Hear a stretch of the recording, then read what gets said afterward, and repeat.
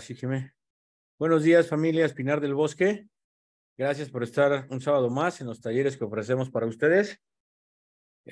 Justo el taller de hoy está a cargo de la maestra Luz Ximena Ramírez. Ella es maestra en psicología, es miembro del staff desde hace ya algunos años y hoy nos va a apoyar con el taller Toma de Decisiones y Estilo de Resolución de Conflictos, ¿sí? Muchas gracias, Jimé. Hola, buen día, jefa, buen día a todos, familias. Pues aquí, de nuevo, ¿no? En este apartado, ¿no? Que nos permite estar cerca de ustedes y hablar un poco sobre temas que son importantes. Y en general, me parece que no solamente a ustedes como familia, sino en general en la vida. El día de hoy, bueno, es la parte de toma de decisiones y le agregué por ahí asuntos de resolución de conflictos. Y bueno, empecemos con esta parte de qué son la toma de decisiones. De repente pensamos que el decidir es solamente el tomar, ¿no? Un camino específico sobre una situación también en específico, pero cuando hablamos de manera más específica, valga la redundancia, sobre el proceso de evaluar y elegir qué hacemos, estamos implicando otra serie de procesos que nos va a implicar justo que en un universo de posibilidades determinemos cuál es la que resulta más viable para resolver cierto tipo de situación en específico a nivel personal o vocacional o familiar, laboral, económico y demás. Y creo que aquí agregaría un punto que tiene que ver con en un momento determinado de nuestras vidas. También va a depender en qué momento estemos nosotros y el contexto en el cual la situación se envuelva para poder verdaderamente hacer una elección lo más adecuada posible sobre aquello que queremos resolver. En ese sentido, habrá que tomar en cuenta cuáles son las condiciones en específicas en las cuales se está partiendo de la toma de decisión. Entonces vemos en este sentido que el ámbito de la conducta y en general la psiquis, que es la mente humana, se consideran elementos importantísimos para cómo resolvemos. No resolvemos, como les decía, todos de la misma manera ni siempre bajo las mismas condiciones. Entonces, ¿qué aspectos se toman en cuenta? Bueno, la estructura de personalidad, que implicaría como esta forma dominante de ciertos patrones de resolución o de conducta determinados en nuestra vida, y eso lo podemos ver como de manera mucho más reciente, posterior a la adolescencia, pero desde antes nosotros con este mismo proceso de regulación y de acuerdo a nuestro desarrollo y madurez cognitiva, determinaremos también cuál es dentro de nuestro universo aquellos elementos que nos ayudan a tomar una decisión. Entonces también, pues la etapa de vida y la etapa de desarrollo van a determinar el cómo decidimos, de qué manera decidimos y cuáles son también las implicaciones emocionales en el momento, ¿no? Y esto personal en el momento de lo que decidimos.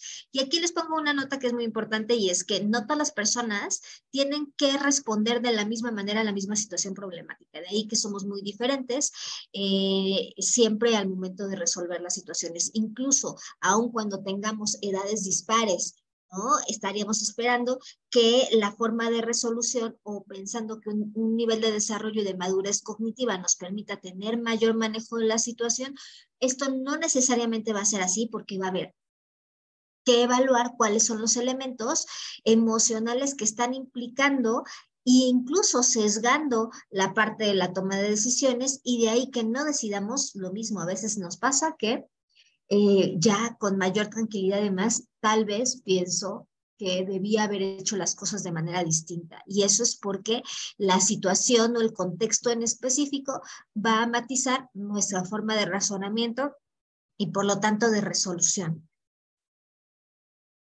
En este sentido, ¿no? Vemos aspectos de la personalidad que me parecen sumamente importante que notemos y es, ¿no? Primero, ¿qué se entiende por personalidad? Y bueno, algunos autores nos hablan de que es un grupo de características, como les mencionaba, estables, tendencias específicas que determinan la forma de pensar, de sentir y de actuar de un individuo en relación con otro y que, bueno, va a determinar no solamente lo que suceda en un momento determinado, o sea, no va a depender específicamente de una presión social o cambios biológicos, sino ya va a estar establecido como una forma de interrelación con los demás. Esto, bueno, nos dicen Merlin y Sakoto, ¿no? Pero Muelas nos menciona que la personalidad se produce a partir de un intercambio de condiciones como la herencia, el ambiente en el que el individuo se ha desenvuelto, perdón, durante todo su desarrollo, y este va a estar también mediado por el aprendizaje, aquello que nosotros tenemos en la memoria y que nos permite determinar cuál es también incluso un análisis de consecuencias buenas o malas, sobre, ¿no? Las experiencias personales y sociales que van a determinar qué es lo que nosotros hacemos, definimos, y siempre creo que esta es una pauta en general que determina la forma en la que pensamos, sentimos y actuamos. Ahora, la toma de decisiones en específico. Esto vemos que, bueno, como ya se los he mencionado en estos minutos, va a estar asociada a estas cuestiones cognitivas, sociales, pero entonces vemos un elemento que es sumamente importante que tendremos que tener en cuenta, y es la capacidad que el sujeto tiene de anticiparse, de el establecer metas, objetivos y determinar, ok, esta es mi problemática, y antes incluso de tener que estar en la problemática ya in situ, ¿no? Como tal, yo puedo anticipar las situaciones que estoy viviendo y empezar a evaluar cuáles son las formas de reacción y de comportamiento o de respuesta que podría tener ante esas variables. Es decir, es lo que llamamos el plan A, el plan B, el plan C. Ok, bueno, si pasa esto, yo voy a hacer tal cosa o podría hacer tal cosa, pero si tal cosa sucede, ¿no? O si tal persona está, o si tal situación está o cambia, ¿cómo esto se va a modificar? Entonces, por ahí también nos hablan de que estas funciones metacognitivas que implicarían la posibilidad de anticipar, de diseñar, de planear nuestra conducta y autorregularla, también van a incluir la capacidad de pensamiento abstracto e hipotético. ¿Esto qué quiere decir? Las hipótesis son básicamente una respuesta tentativa a un problema como tal. Cuando yo digo, ok, ¿qué haría en el caso muy específico, ¿no?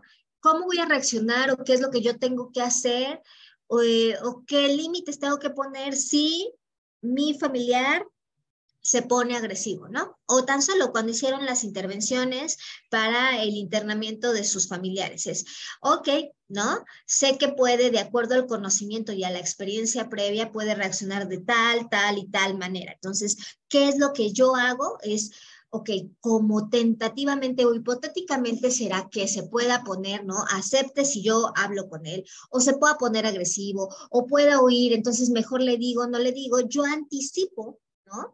Literalmente determino mi plan y mi estrategia para involucrarme y resolver esa problemática, asumiendo, ¿no? Roles hipotéticos y momentos específicos en la vida que me van a determinar, ¿no? Cómo preveo esa situación y cómo trato de agrupar cada uno de los elementos de manera en la que, por lo menos en un aspecto mental, me permita a mí resolver y tratar de tener todos los elementos lo más controlados posible. Bueno, esto obviamente, cuando digo lo más controlados posibles es porque nosotros podemos planear una y mil cosas, pero no necesariamente van a suceder de esta manera.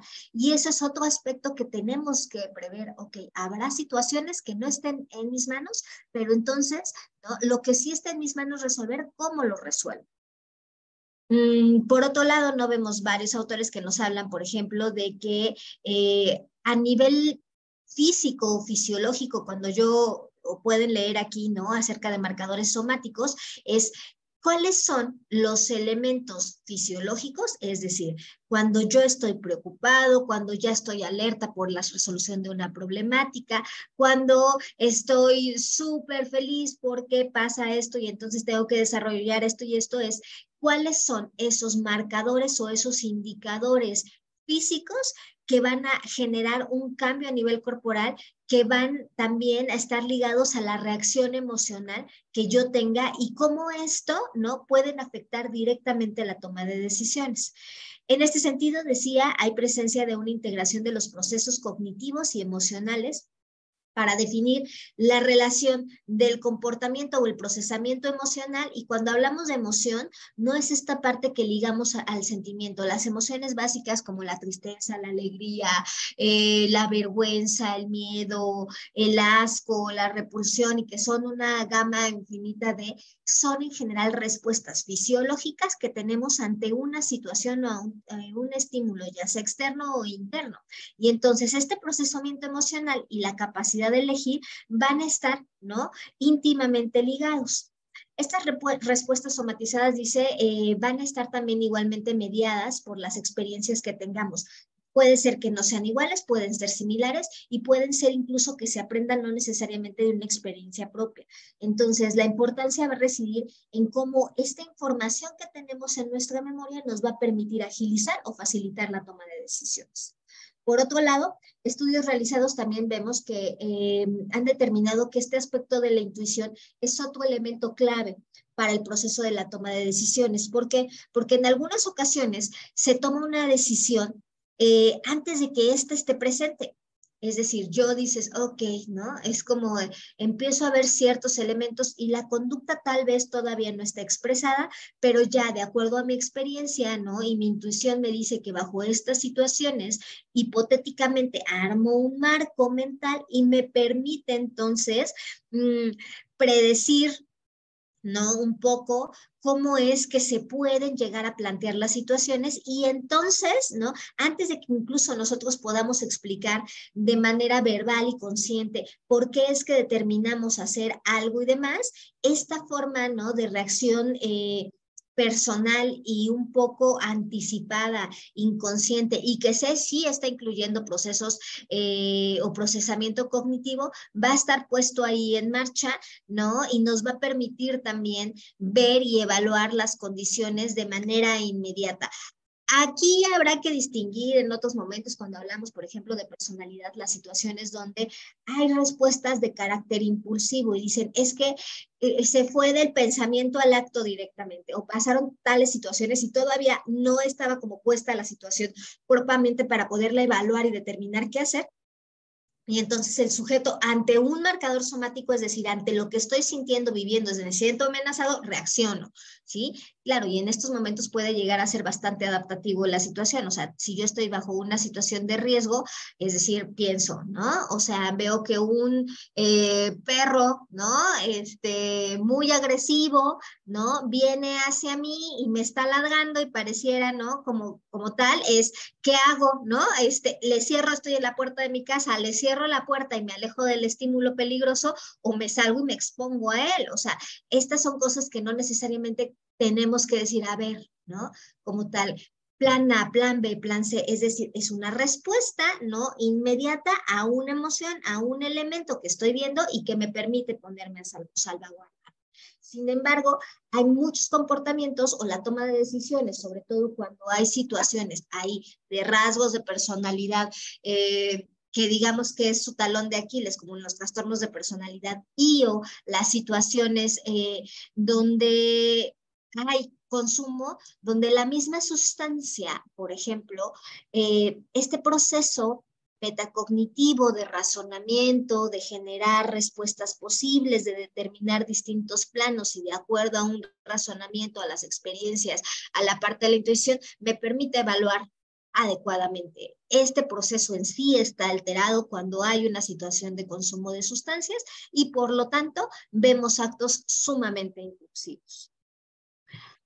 Ahora, tomando en cuenta todo este asunto de lo que es la toma de decisiones y los elementos que anteriormente les planteaba sobre cómo es que nosotros tomamos decisiones y cuáles son los elementos cognitivos y de razonamiento que están implicados en la misma, vemos también la importancia de determinar, ok, tomo decisiones, sí, pero ¿qué modelos o qué estilos de resolución de conflictos son los que yo manejo? Y entonces, cuando vemos en este sentido, y se los voy a poner como esquemático, un poco para tratar de entender como los pasos a seguir. Sin embargo, no quiere decir que esto suceda en el mismo tiempo en el que yo lo voy a explicar. Esto normalmente es de un carácter bastante rápido y nuestra mente está funcionando de manera en la que, uno, nos permite definir el problema, es decir, analizar la situación. ¿Qué es lo que sucede? Y esto es en periodos a veces muy cortos de tiempo. A veces tenemos mayor tiempo para definir qué es lo que hacemos o no con respecto a una situación. Y cuando digo o no, porque también a veces una resolución o enfrentar una problemática o tomar una decisión no necesariamente implica la actuación ante ellos, también puede implicar la inhibición del acto, es decir, puedo yo decidir no reaccionar y eso también es una respuesta, eso también es una forma de resolver. Entonces, lo primero que hago bajo una problemática es defino la problemática, analizo la situación, posteriormente voy determinando cuáles son las alternativas posibles, es decir, todas las combinaciones de acciones, ¿no? Que puedan presentarse, esto que yo les menciono, plan A, plan B, plan C, ¿no? Ah, ok, esto puede ser por esto puede ser por tal, tal, tal. Vuelvo al mismo ejemplo del perro, ¿no? Yo veo que el perro, ¿no? Viene súper, ladrando y en un mood así de ataque. Tal vez lo primero que haga de manera instintiva es voltear y determinar si hay algún elemento que esté provocando la reacción del perro, determinar si su dueño está cercano y tiene control de él o no, si yo, ¿no? ¿Qué puedo hacer? ¿Verdaderamente estoy en capacidad de cerrar la puerta, de regresarme? ¿O qué es lo que tendría que hacer y cuáles son, ¿no? Mis posibilidades de actuación sobre el respecto, al respecto, más bien. Y entonces yo preveo resultados. Esto quiere decir que hago una asociación entre las posibles consecuencias de cada una de las alternativas. Ok, ¿no? ¿Viene el dueño? ¿No? Ok, identifico que viene el dueño, sí, no, le grito.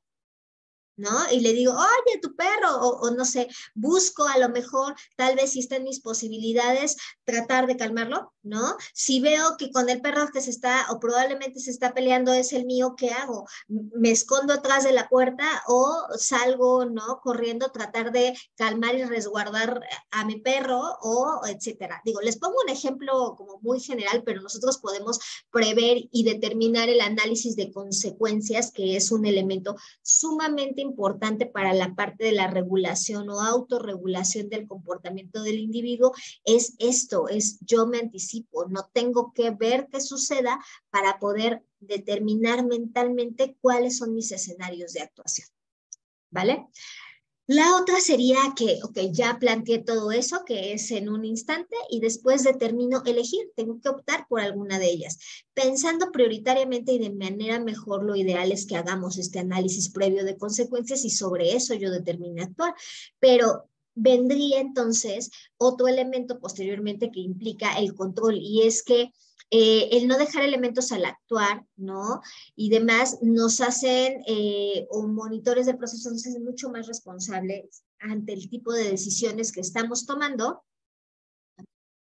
¿Me siguen escuchando? Sí, ¿Sí? sí te Ah, ok, escuchamos. ok.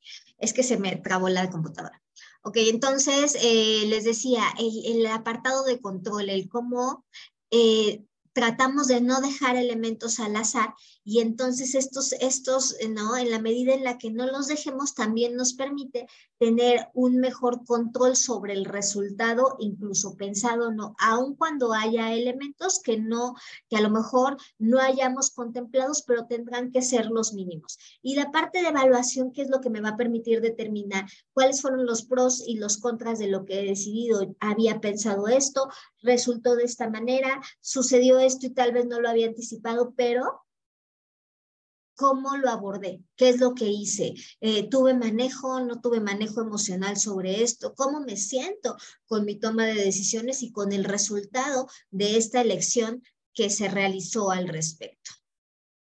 Entonces, viendo todo esto, dicen, bueno, pues el proceso es bastante claro, muy complejo, mentalmente está muy determinado, nuestras áreas del cerebro ahí están funcionando, nuestro lóbulo frontal y prefrontal está encargado de las funciones ejecutivas, traducido así como aquellas que son las más complejas y que permiten el adecuado funcionamiento y el ejercicio de funciones como la autorregulación emocional, el control de impulsos, la planeación, la motivación, el pensamiento, la inteligencia, todo esto que parecieran grandes conglomerados de procesos, ya están ahí actuando. Y si técnicamente mi cerebro y yo funciono en mi nivel de desarrollo, más las experiencias previas y demás están ahí haciendo frente, pues entonces, ¿qué dificultaría la toma de decisiones?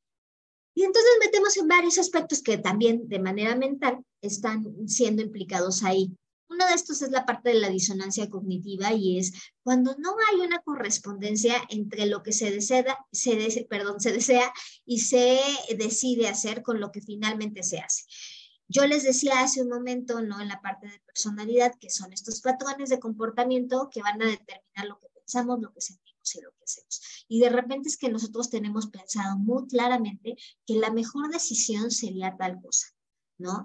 Sabemos que a lo mejor no es lo que yo quisiera, ¿no? O sea, de repente la emoción me gana y dices, no, no me gustaría tal vez esta situación o este panorama, pero no, la mejor opción es esta, pero resulta que frente a la situación, y aun cuando yo lo haya anticipado, planeado, determinado, hecho el análisis de consecuencias, termino haciendo algo totalmente distinto. Y entonces no hay una correspondencia entre lo que pienso, entre lo que siento y en lo que termino haciendo, que normalmente pues terminan siendo situaciones bastante caóticas porque esta parte del asumir, entonces la consecuencia y la parte de evaluación se entrelaza con aspectos de culpa, del tener que ahora, pues un poco en términos generales, empezar a ver cómo es que abordo una situación en la cual sabía, ¿no? Que no quería verme envuelta, pero que ya estoy ahí y que a lo mejor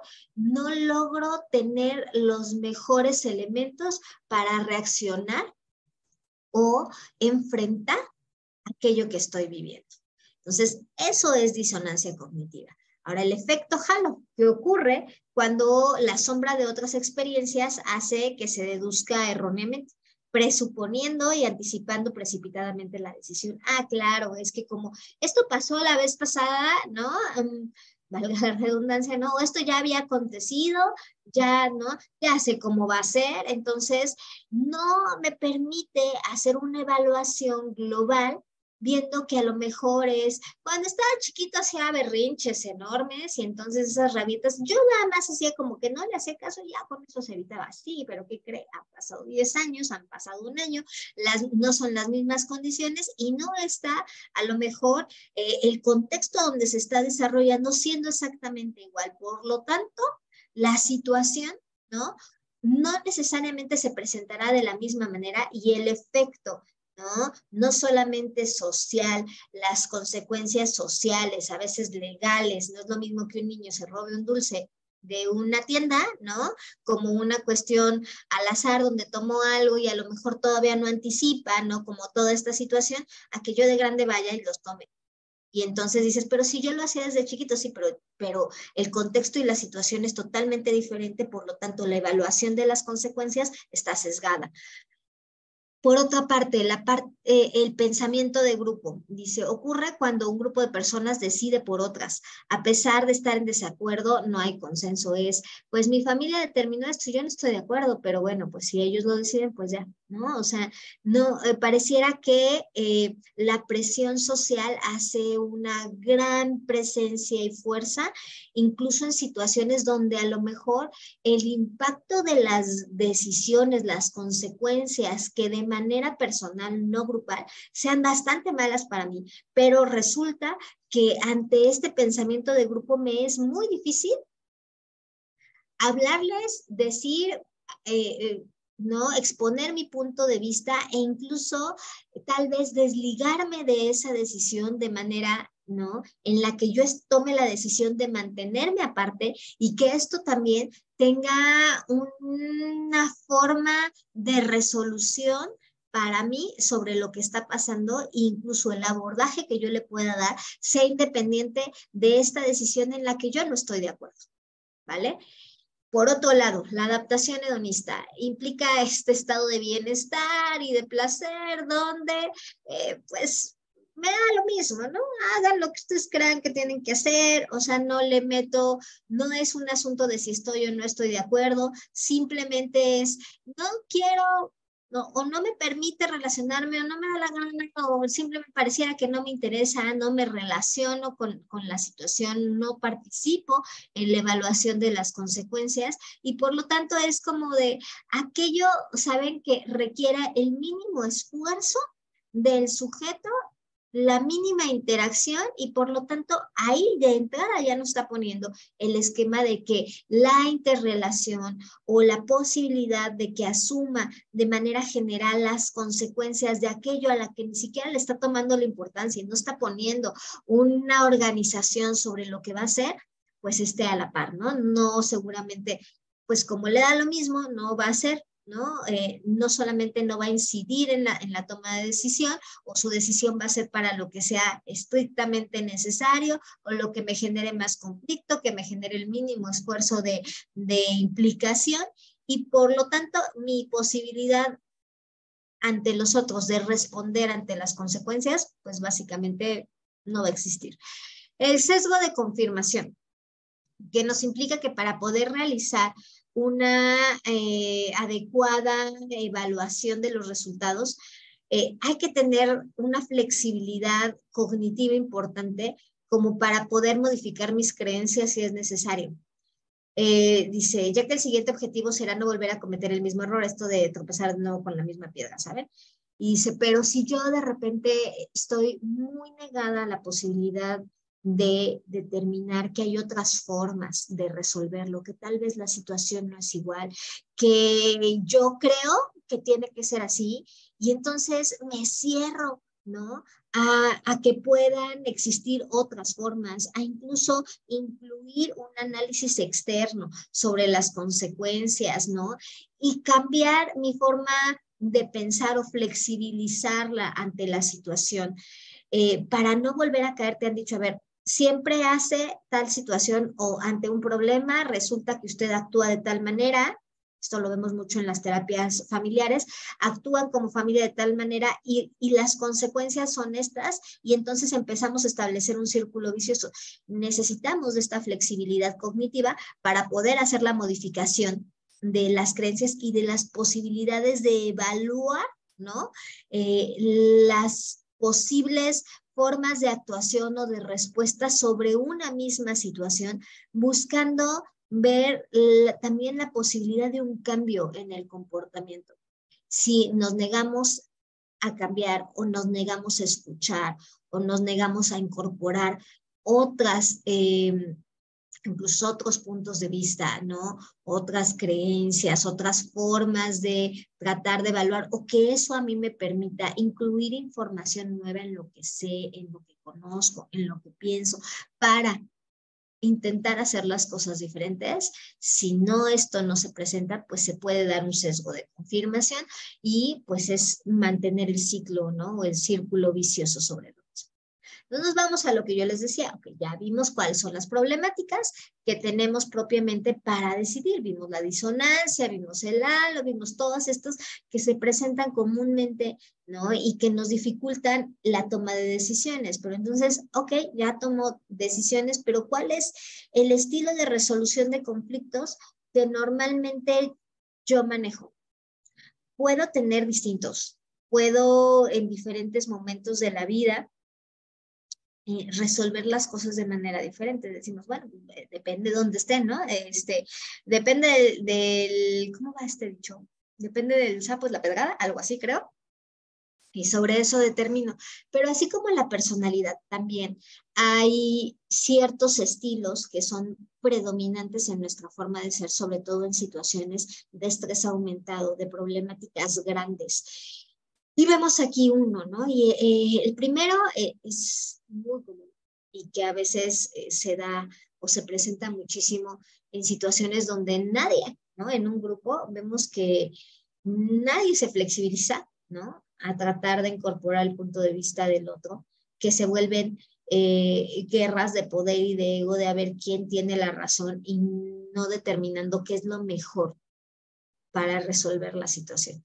Y estamos hablando del estilo competitivo, y es la posibilidad de conseguir lo que se quiere va a ser siempre el único criterio a tener en cuenta y la persona no va a detenerse a reflexionar sobre los demás, si es bueno, si es malo, cuáles son las consecuencias de los demás, ¿no? Aquí vemos un uso de la autoridad, incluso a través de amenazas físicas, la manipulación, o desconocer que los reclamos o los argumentos del otro son legítimos. Entonces es lo que yo pienso y se trata de imponer constantemente lo que yo pienso sobre lo que los demás piensan y sobre todo sobre aquello que es la mejor manera de abordar las cosas. Es yo y yo tengo el poder y yo gano y yo soy el que sé y los demás no importan. Entonces, este es el estilo competitivo, habrá que ver, ¿no? Específicamente en qué tantos momentos de su vida es que presentan esta característica hacia esto, ¿no? Y cómo lo manejan. Tenemos por otra parte el estilo colaborativo, que es, digamos que, otro apartado donde dice, sugiere que es posible preocuparse y perseguir los deseos y objetivos de uno al mismo tiempo, ojo, al mismo tiempo que satisfacer los deseos del otro. Implicaría entonces un esfuerzo por encontrar una solución que permita en que ambas partes salgan beneficiadas, más que encontrar culpables o determinar si yo tengo la razón y tú no, y entonces yo no, como tal, es que asumamos la responsabilidad compartida de las situaciones que así lo requieran y que tal vez no sea en este momento yo el vencedor quien tenga la razón, pero logro en cierta medida lograr como mi objetivo al mismo tiempo que el otro lo logre sin pasar por él, sin pasar por encima y pisotearlo. Y entonces, bueno, sí, ¿no? No hay un aspecto de manipulación puesta ahí, sino busca justamente que se satisfagan de cierta manera los objetivos de ambas partes. Cuando hablo de ambas partes, pueden ser grupos, personas, ¿no? Circunstancias, incluso problemáticas como tal. Ahora, el estilo de resolución de tipo evasión o evitativo, como lo escuchamos comúnmente, y sucede cuando los conflictos se evitan a toda costa y no se afrontan directamente los problemas. No va a importar lo que yo deseo, ni lo que el otro quiere, no es colaborativo, pero voy a tender a evitar el conflicto todas las veces que me sea posible. O sea, su forma de resolver es no resolver, nunca, ¿no? O la mayor parte del tiempo. Y el punto es que el uso repetido de esta forma de resolución que deja todo en pausa y que deja todo ahí sin asumir las consecuencias ni las responsabilidades sobre el acto, ¿no? Va a producir mucha frustración porque los conflictos no se resuelven y tiende a generarse este efecto, saben, de bola de nieve, donde las cosas de esta manera, en la medida en la que no se abordan, se van haciendo así y de repente hay presión social sobre los demás de cómo lo tienes que abordar, que tienes que finalmente no, o que van identificando que el sujeto no lo está asumiendo, lo está evitando constantemente y la problemática no desaparece por el hecho de que yo haga como que no la veo. Simplemente la problemática puede ir en aumento y se vuelve cada vez más complicada y el nivel de frustración, de angustia o de ansiedad que vive una persona que sabe que continuamente está evitando resolver y está evitando ahora con mayor medida e incluso dirigiendo una cantidad enorme de energía al ir literalmente evadiendo y zigzagueando sobre las consecuencias y las responsabilidades que esto le conlleva, pues es mayúscula. Por otra parte, tenemos el de acomodación, que sucede cuando uno se preocupa solamente por lo suyo, busca solo satisfacer los deseos, ¿no? Más bien uno no se preocupa por lo personal. No es como este colaborativo donde decimos, bueno, vamos a tratar de mediar, de generar de alguna manera una negociación entre lo que tú necesitas, yo necesito, cómo podemos hacer para que ambos, ¿no? Resolvamos nuestra parte sin que pasemos por encima del otro. En este caso, vemos este estilo de resolución de acomodación como un patrón de algo que han escuchado seguramente en muchos momentos que tiene que ver con la codependencia y es cuando deja de importar lo que yo necesite lo que yo sienta, mis necesidades, y todo el tiempo estoy puesta en el satisfacer los deseos del otro, en el resolverle al otro, ¿no? Donde siempre termino cediendo, donde siempre termino aceptando lo que los demás quieren, aun cuando el costo emocional, físico, social, laboral y demás sea bastante grande. Entonces, ahí se deja a un lado el deseo y la resolución, ¿no? En este caso personal, que se pueda llegar a tener, y me voy a ir directamente a que el otro no tenga broncas. Pues ya ni modo, yo, pues luego, ahí luego veo, ¿no? Oye, pero va a pasar esto contigo, o fíjate que esto te va a implicar, pues ya lo veo, y nos toca ir resolviendo, ir tapando hoyos por todos lados para que el otro no tenga que asumir la responsabilidad. Nosotros asumimos la responsabilidad de lo nuestro, más lo de ellos, más lo de todos, y terminamos con un nivel de insatisfacción impresionante.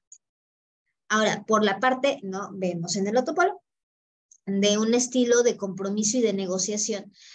Justo nos habla de llegar a un punto medio entre las dos posturas, donde se pueda obtener esta satisfacción parcial. No solamente es que tú obtengas, yo obtengo y entonces ya cada quien con lo suyo, sino donde incluso las partes estén dispuestas a ceder, ¿no? O a generar esto que les mencionaba anteriormente, de esta flexibilidad cognitiva para incorporar otros elementos que nos permitan resolver de una manera en la que no solamente sea que tú logres lo tuyo y yo lo mío, sino que realmente nos deje con una sensación de, ok, lo hicimos lo mejor posible y nadie salió, o salieron lo menos afectado, o la parte de las consecuencias y de la resolución es lo suficientemente satisfactoria o buena en el sentido de bienestar, o más benévola más bien sería la palabra, para las partes, ¿no? Entonces, toda esta parte de compromiso y negociación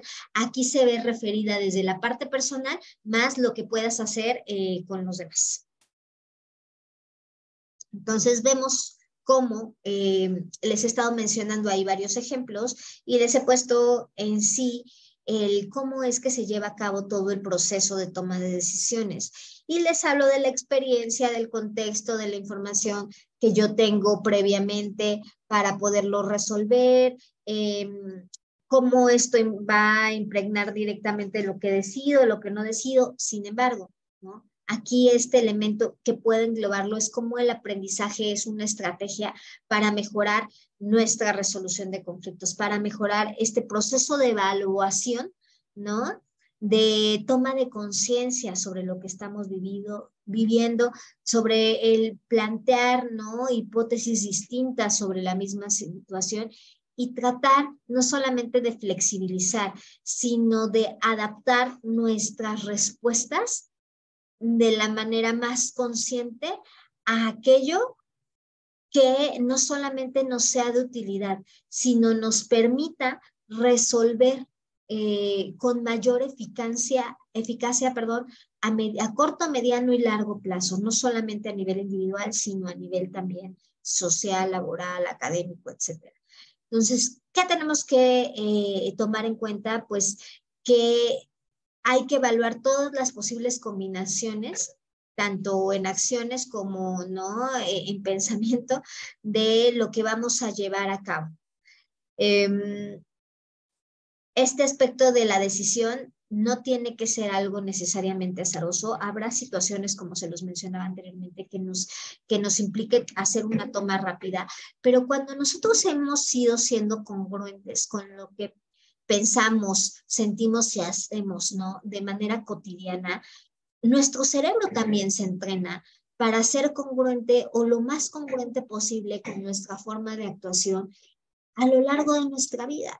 Pero si constantemente estamos, ¿no? Incluso titubeando en si reaccionamos, no reaccionamos, nos cuesta trabajo afrontar las situaciones de conflicto y demás, más difícil incluso, o el estilo de pensamientos que vamos a tender a tener con mayor frecuencia son aquellos como estilos cognitivos negativos, donde el aspecto de la generalización, como es que esto nunca va a mejorar, ¿no? Las cosas siempre salen mal, ¿no? O el aspecto catastrófico, ¿no? Pues ¿para qué lo hago si ya sé cuál es el resultado? Siempre, ¿no? Termina pasando esto y esto y esto.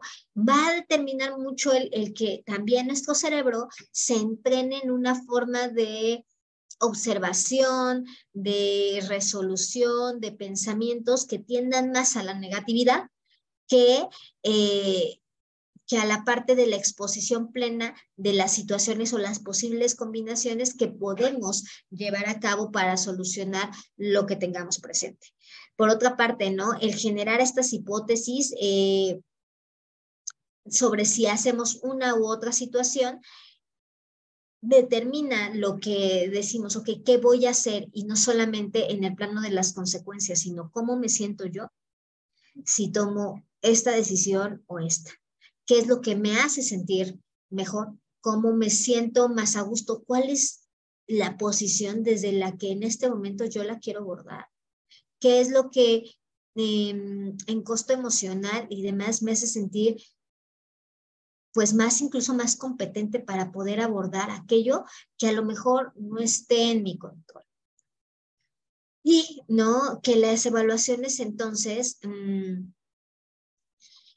tienen que estar también, aunque suene fuerte, basadas en la parte de lo que gano y lo que pierdo. Les decimos en psicología, que por cierto hoy es día del psicólogo, lo que son las ganancias y nuestras pérdidas. Las ganancias es porque a veces estas ganancias secundarias que obtenemos en cierta toma de decisiones donde no es como lo aparente o bueno, sí, tú, ¿no? Ya decide tú lo que tú quieras. Como tal, me implica la posibilidad de que yo me mantenga en cierto tipo de comportamiento. Ejemplo, ¿no? Pues es que nunca, mi pareja nunca me deja tomar decisiones y siempre terminamos haciendo lo que él quiere y entonces, pues yo estoy harta, ¿no? O sea, yo a veces quisiera hacer cosas diferentes y resulta que no lo puedo hacer y de repente explorando la dinámica vemos, y bueno, ¿y por qué siempre terminan siendo las mismas cosas? Y entonces la otra parte dice, pues es que siempre que le planteo, a ver, ¿qué quieres hacer? Me dice, no, lo que tú quieras, ¿no? Y siempre me lo dice de malas. Y entonces, pero al final uno dijera, lo asume, ¿no? Lo asume y bueno, pues ya ni modo, me tocó decidir hasta dónde comemos, ¿no?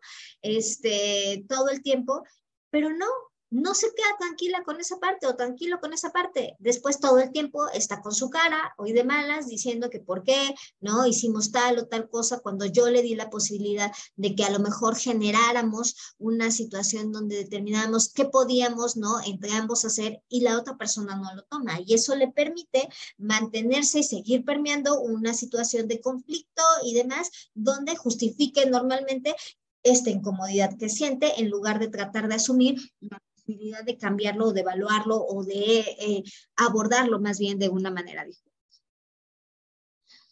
La parte de la incertidumbre, que esto también nos lleva mucho al aprendizaje, ¿no?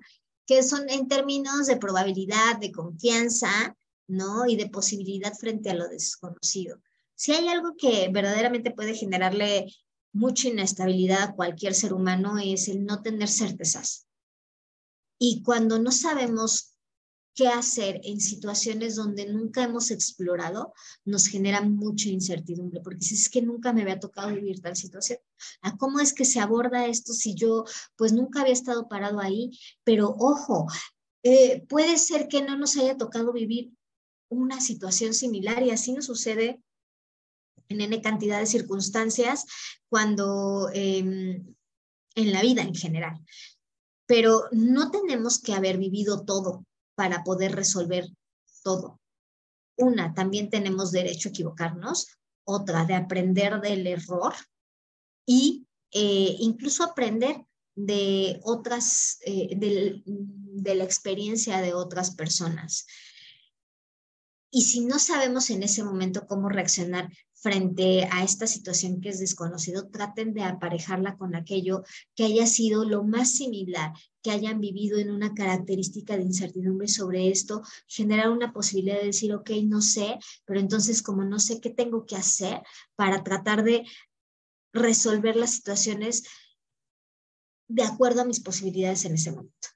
Entonces, siempre vamos a tener, por el otro lado, preferencias, ¿no? A tomar una alternativa o a otra, pero siempre ahí el peso de la experiencia va a estar puesto, pero también el peso, ¿no?, de las acciones van a estar tomadas en la evaluación y en la posibilidad de pensar y decir, ok, ¿no? Ok, sí, yo ya había hecho esto y esto, pero la verdad es que a lo mejor sí me resultó, pero me quedé con una sensación que no es agradable. Entonces, ¿cómo tomo en esta ocasión o por qué no intento abordarlo de manera distinta y a lo mejor sí tendré que asumir esto, esto y el otro, que es juicio y es de evaluación, pero no me voy a quedar con esta carga, ¿no? O con este peso tan grande o con esta insatisfacción o con esta frustración sobre las cosas como. Entonces, reflexionemos, ¿no? Un poco para terminar la parte teórica y poderlos escuchar a ustedes sobre sus experiencias, sobre las dudas que tengan y demás, es cómo afecta el consumo de sustancias en la toma de decisiones. Un poquito ya se los dejaba ahí entrever. ¿Qué tanto mis decisiones están determinadas por mis emociones? Y yo le agregaría aquí, ¿no? ¿Qué tanto mi estabilidad emocional es la que toma acción sobre lo que hago o no en la vida? ¿Cuál es mi estilo de resolución de conflictos? ¿Y cómo la adicción de mi familiar me afecta y determina mi bienestar? ¿Y qué hago yo al respecto? ¿Qué es lo que finalmente yo hago al respecto sobre eso? ¿No? Y entonces, una vez planteado este esquema general, me gustaría, pues, escucharlos, ¿no? Ver qué es lo que piensan, ¿no? ¿Qué les hace, ¿no? Sentido o no les hace sentido sobre estos procesos que además tomamos a diario y cómo es que consideran, sobre todo en esta parte en terrenos familiares, determinemos o no, o estemos dispuestos o no, que la estabilidad emocional del otro determine que mi estabilidad se afecte y que eso haga que se establezca cierto clima o cierta forma o cierto estilo para afrontar la vida y resolver todo lo que nos viene una y otra vez, aun cuando esa persona no esté presente. Es decir, cómo nosotros enseñamos a nuestro cerebro y a nuestra forma de ser a actuar. Todos somos seres capaces de modificar. Y mucho les mencionamos aquí sobre la toma de conciencia de sus familiares, la toma de conciencia personal sobre dónde uno está parado, qué es lo que hace, qué no hace, cuál es, digamos que, lo que hago yo para intentar que a partir del hoy mi posibilidad, mis expectativas de vida, la forma en la que yo decido afrontar también la vida, sea de una o de otra manera. Ok, muy bien. Pues los escucho, ¿no? Esto sería todo por la parte teórica. Me gustaría escuchar si alguien quiere compartir algo, preguntar. Con mucho gusto estamos aquí para resolverles. Bueno, antes de que te hagan alguna pregunta, yo quisiera felicitarte a ti y a todos los miembros del staff, ¿no? Que ya se los haré saber por el día de hoy, ¿no? En particular, yo la verdad es de que tengo mucho que agradecerles a ustedes, los psicólogos. Han sido una parte importante y fundamental en mi proceso, lo cual he aprendido mucho y la verdad es que lo agradezco. Entonces, pues a ti ahorita aprovecho para mandarte un abrazo, ¿no? Y felicitarte por este día y gracias por decidir dedicarte a esto, ¿no? Que es un poquito complicado, pero la verdad es que pues, considero que también es muy maravilloso, ¿no? Entonces, te quiero, Jimé, te mando un abrazo. Gracias, jefe. Gracias. Es compartido. Yo espero que este que aplicamos en la semana y que está pendiente de retomar te permita a ti no solamente desde el corazón, las ganas. Ya te dejamos de escuchar. Se escucha bien, bien lejos. ¿Me escuchas? ¿Ya? ¿Ahora? Ahora ya, ajá. ¿Ya? Ah, te decía que muchas gracias, jefe, que te agradezco la felicitación y que espero que en breve no solamente sea una felicitación, ¿no? Hacia aquellos que compartimos esta función y esta labor tan importante contigo, sino que ya te nos incluyas de lleno, ¿no? En esta formación ahí, que además la salud mental desde el punto de vista de lo que podemos ofrecer a los demás es bastante importante y trascendente, me parece que para la vida de cualquier persona, pero en tu caso sería la cerecita en el pastel. Entonces espero que pronto, ¿no? Te Pronto, podamos pronto les va a ver llegar la de nuevo en invitación estos a andares. graduación. El día Gracias. que el jefe termine ya por fin, ¿no? Bajo tantas circunstancias, a lo mejor para quien no lo sepa, dejen decirles que el jefe, ya tiene un rato que empezó a estudiar la carrera, pero por la situación de la pandemia tuvo que hacer ahí una pausa, ¿no? Propiamente, pero bueno, él comprometido no solamente con su labor, la función y demás, y además creo que dentro de su misma historia encontró las muchas respuestas que podía darle la psicología, pues está ahorita justamente evaluando y platicábamos en la semana la posibilidad ya de retomar sus estudios y formalizarlos y siempre va a ser un gusto que lo hagas y el día que lleguemos a esa graduación, más vale que sea en el Auditorio Nacional, si no, no vamos a caber. Pero Pues bueno, una pedota. no, no, pero un gran festejo, sí. Muchas gracias. Gracias, Jimé. Vas a ver que sí, ya estoy en eso, ¿no? Yo sé, si no vamos a seguir ahí, Yo sé.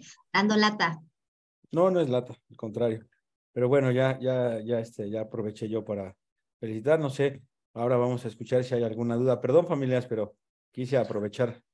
Espero no Muchas haberles gracias. cortado la inspiración del taller, que por cierto estuvo muy bueno. Gracias, jefe. Pues yo hice mi comercial, lo siento, tenía que decirlo. Ok, pues los escuchamos. ¿Alguien si quiere compartirlos, preguntar algo en específico? Ah, creo que La aquí hay varios. familia Ramírez que quiere preguntar acerca de la relación con mi hijo. Sí, A ver, yo soy la mamá de Alejandro Daniel, y la verdad es que tengo un conjunto de incertidumbre sobre el momento en que tenga la primera plática con él después de que llegó a la clínica.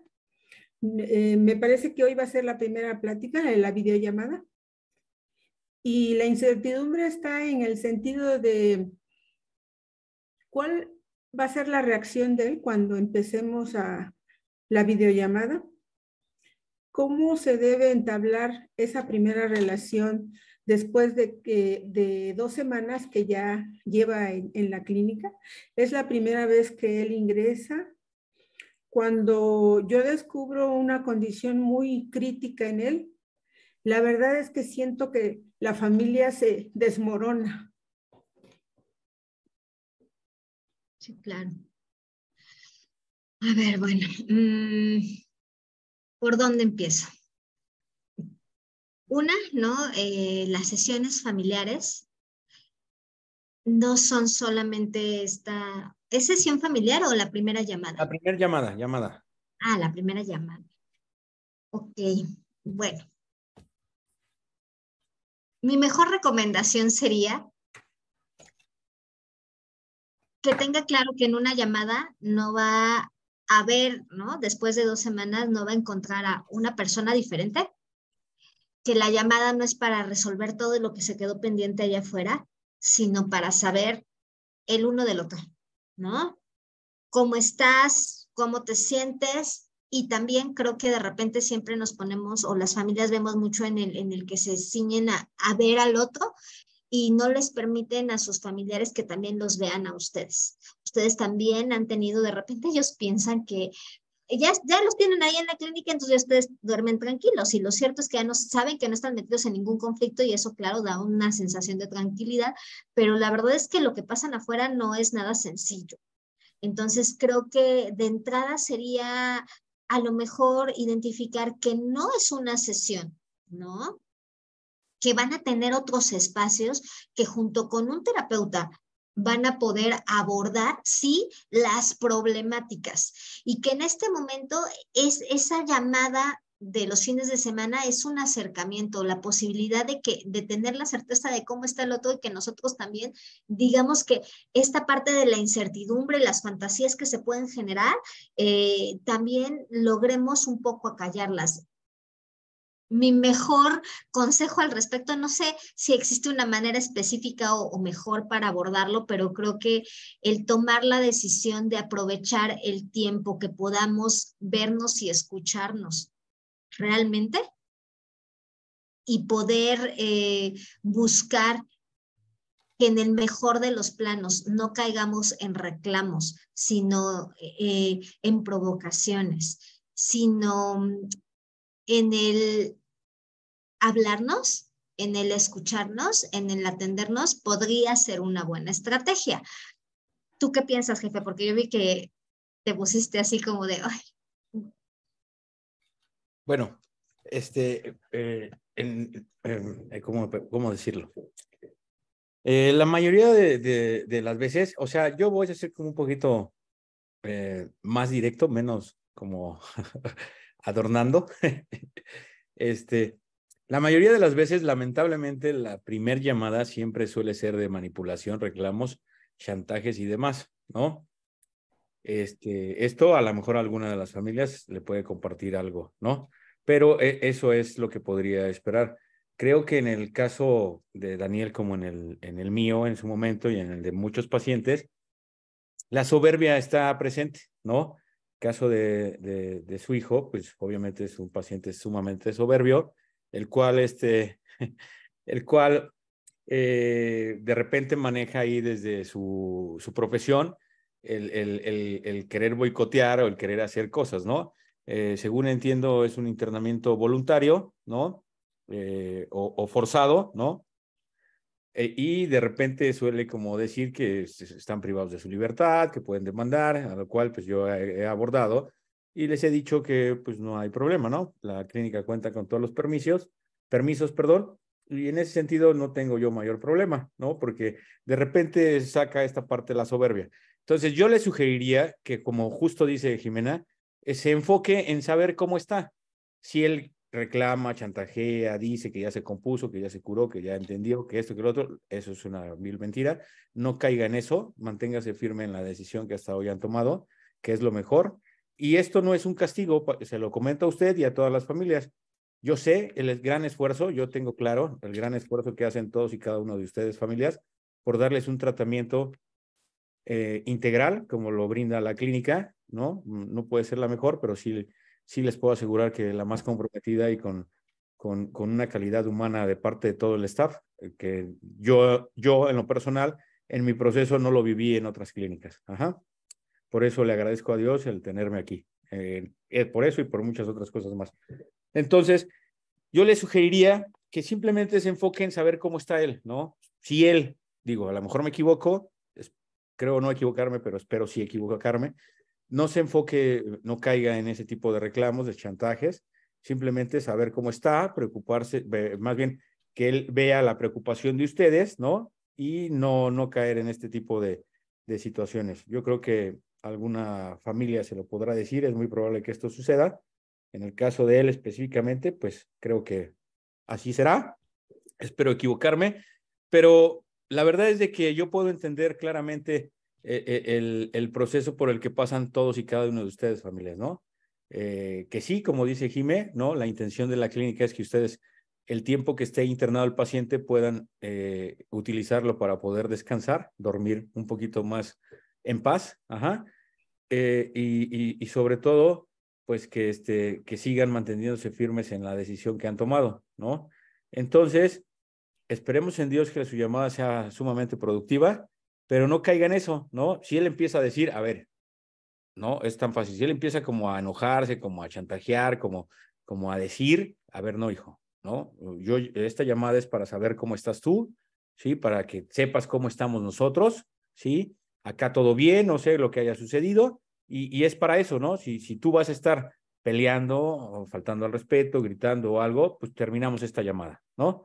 Eso es muy bueno porque el paciente empieza a ver los límites que hay de parte de ustedes, ¿no? Creo que así les ha funcionado a todos y la verdad es que eso es lo que nosotros en consumo, ¿no? Necesitamos. Yo algo que me hizo como hacer un cambio en mi vida, principalmente fue los límites y los cambios que hizo mi familia, ¿no? Entonces, yo les sugeriría, a veces es muy complicado, es bien fácil que yo se lo diga, pero llevarlo a cabo es un poquito difícil, ¿no? Porque desde el amor, desde la tristeza, a veces la culpa, como papás, nos gana, pero pues, la verdad es de que la culpa no resuelve, hay que hacerse responsables de eso y mejor actuar con responsabilidad y no con culpa. Entonces, pues no sé si le haya podido ayudar o aportar lo que le dije o lo que le dijo Jimena. Y si no, a lo mejor alguna familia nos pudiera apoyar con algún tip que le haya funcionado. Muchas gracias. Yo creo que sí es necesario escuchar también las experiencias de otras personas, porque en algún momento él estuvo en un grupo AA y él comentaba que pues las experiencias de todos casi era la misma. Entonces, quizá lo que otras familias han vivido con respecto a sus familiares que estén en la clínica, posiblemente refuerce lo que ustedes están comentando, ¿verdad? Y creo que eso es lo que nos lleva a estar compartiendo en esta sesión para, pues, precisamente entender y definir una actitud que como mamá o como papá vamos a asumir en el momento de la primera videollamada con él.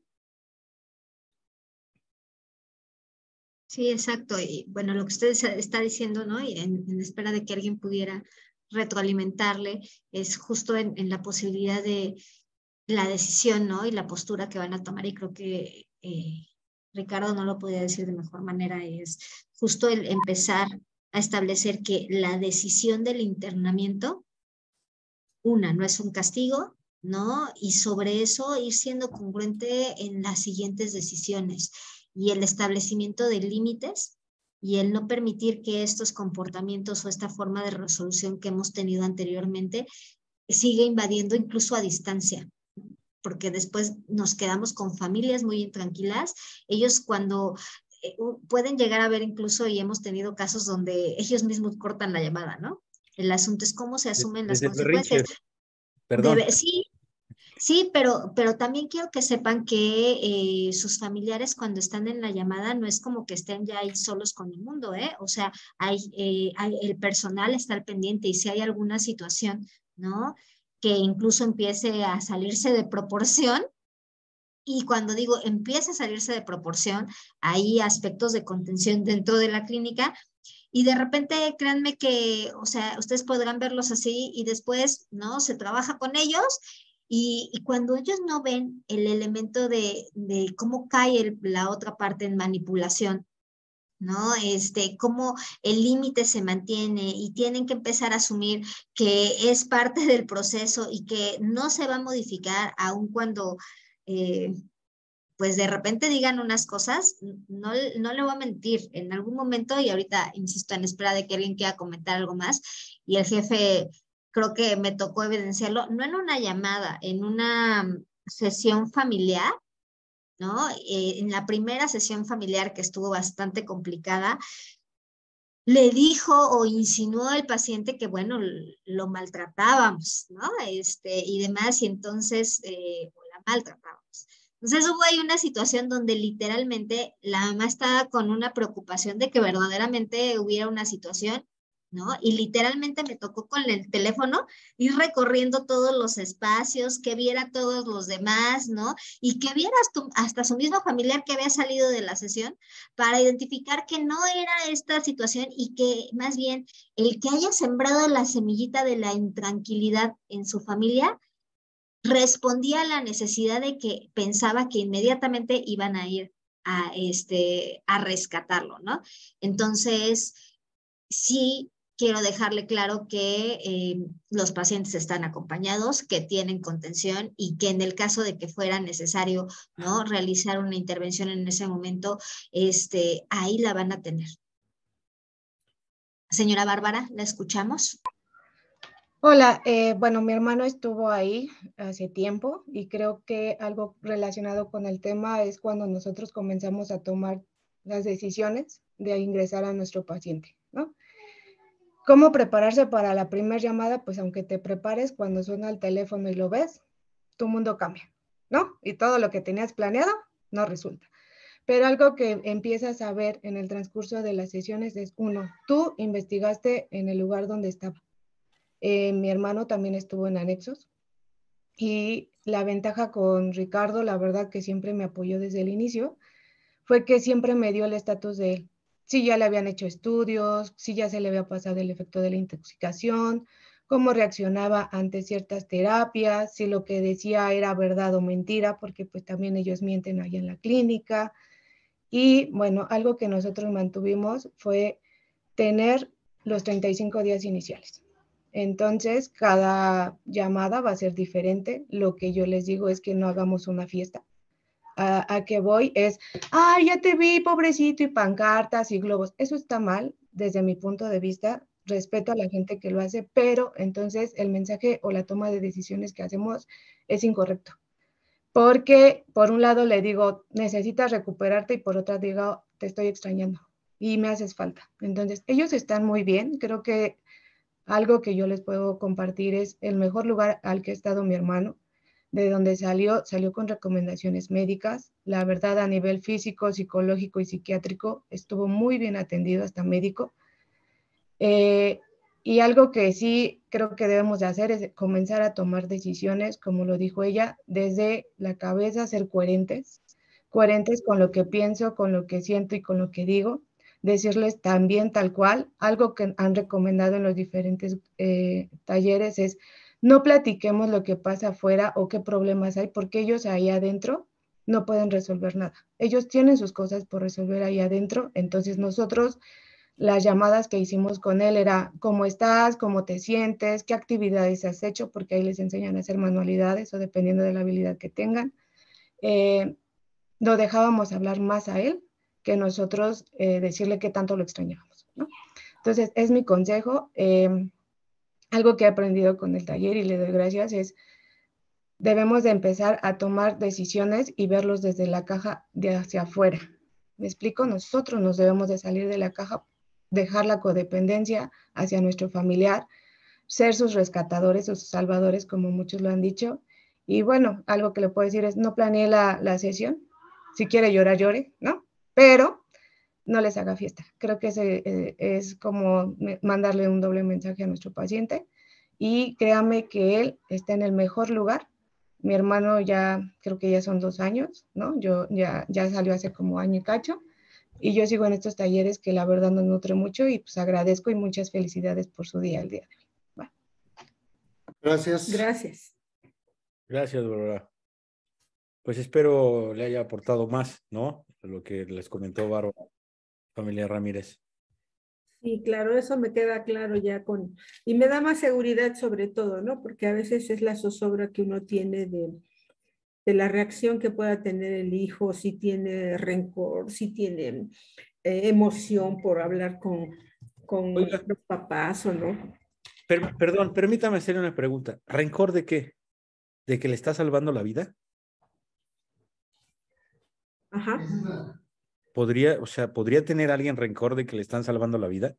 Pues El depende rencor de cómo solo lo es una vean ellos. manipulación, ¿eh? Ajá. O sea, de verdad. No tendría, o sea, eso es una vil manipulación, Ajá. ¿sí? Si él le dice que le guarda resentimiento, que esto, eso es una vil mentira, porque en realidad es verdad que nadie está cómodo estando internado, porque eso es una realidad, porque estamos acostumbrados a hacer nuestra santa voluntad y más con el carácter de Daniel. Ajá. Claro. Pero, pues en realidad tenemos claro, porque tontos no somos y Daniel no lo es. ¿Y qué pasa si, por ejemplo, él me manifestara algo así? Yo estaría en lo correcto, por ejemplo, si yo le digo, oye, pues estamos preocupados por tu salud y esa es la razón fundamental, ¿no? Bueno, si tú sientes rencor hacia mí porque te interné, porque te estoy salvando la vida, justo en la clínica es el espacio para que lo trabajes terapéuticamente. Ahí trabaja ese rencor. Perfecto. Sí. Gracias. Así. Sí, claro. Así le dice, o sea, ahí es el espacio justamente, ¿no? Ujú. Trabaja ese rencor que estás sintiendo, porque para eso estás internado, para trabajar tus emociones. Claro. Ujú. Sí, ya me queda mucho más clara la idea, ¿no? que tenía al respecto. Muchas gracias. No, ¿de qué? Alguien más, aprovechen a la maestra Jimena, bombardéanla con preguntas. Hoy que es su día. Qué mejor forma de festejarlo que haciendo justamente esto.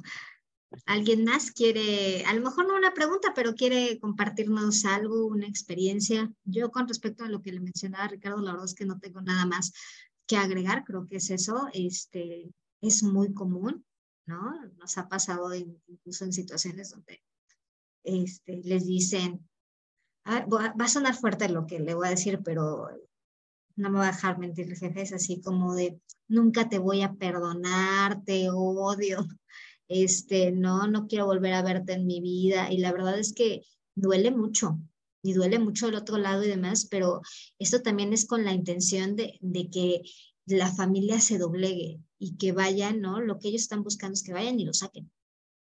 Y que entonces hagamos otra vez como que no pasó nada y seguir en esta parte de negación y asumiendo que no pasa, cuando está pasando absolutamente todo, cuando además el daño no solamente hacia la persona, sino las implicaciones también familiares son bastante grandes, porque pensar que la única persona que está sufriendo con la adicción, que pues es muy claro que es el paciente, pero pensar que en la familia, ¿no? Y alrededor no hay ningún tipo de resonancia sobre esto, sería verlo de manera parcial. De ahí la importancia de que existan estos talleres, de que ustedes también se involucren y ocupen también este tiempo para trabajar en sus propias emociones, de fortalecerse, de conocer, y en la mayoría, ¿no? Creo que en todos, normalmente nosotros les pedimos que inicien sus propios procesos psicoterapéuticos y que se vayan fortaleciendo, porque podemos trabajar de un lado, pero si del otro se siguen manifestando, ¿no? Manteniendo los mismos tipos de reacción, de resolver, ¿no? Los mismos patrones, sin asumir un nivel de conciencia diferente, no nos ayuda a jalar parejo. Entonces, el internamiento es el primer paso del proceso de rehabilitación. No lo es todo y necesitamos, en la medida en la que tengamos un apoyo más integral, pues mayores posibilidades de éxito tenemos.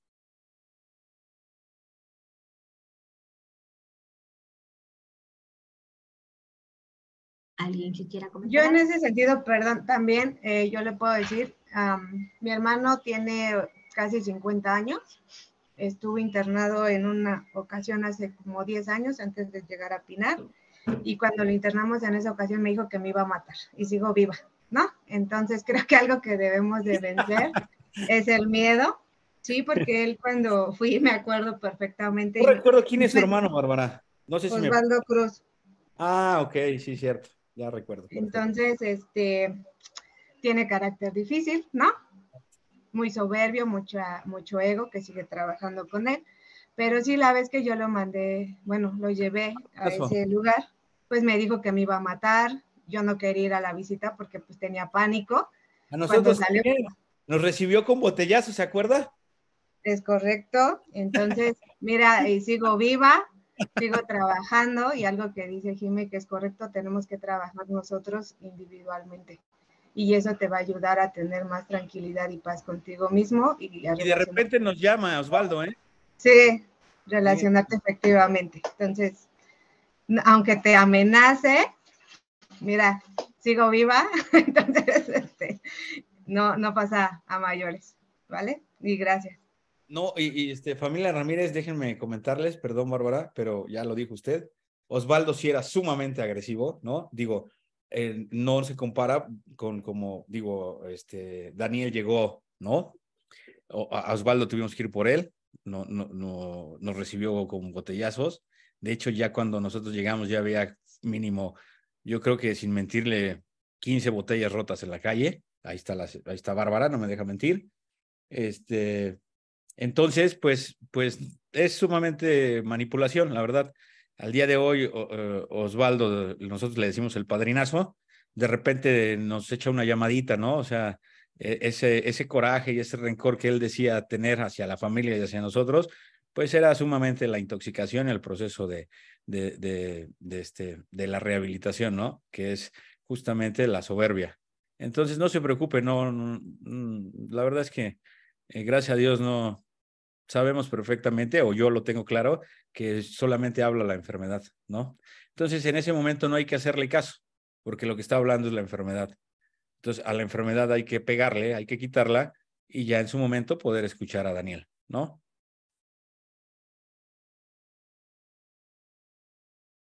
Sí, nos queda claro. Muchísimas gracias.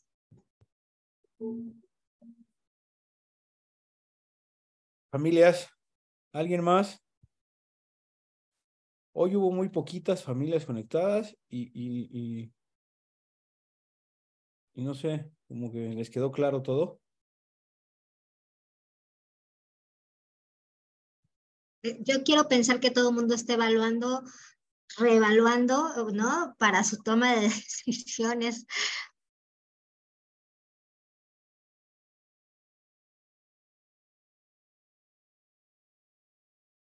¿Nadie más? ¿Nadie que quiera compartirnos su experiencia? Es que los talleres los das tan bien que no quedan dudas. Yo quisiera hacer Espero. una pregunta, nada más que no encuentro la manita aquí para levantarla. A usted. Lo escuchamos. Yo soy el abuelo de Cristian Ortega. Oigo que hay que prepararnos nosotros también.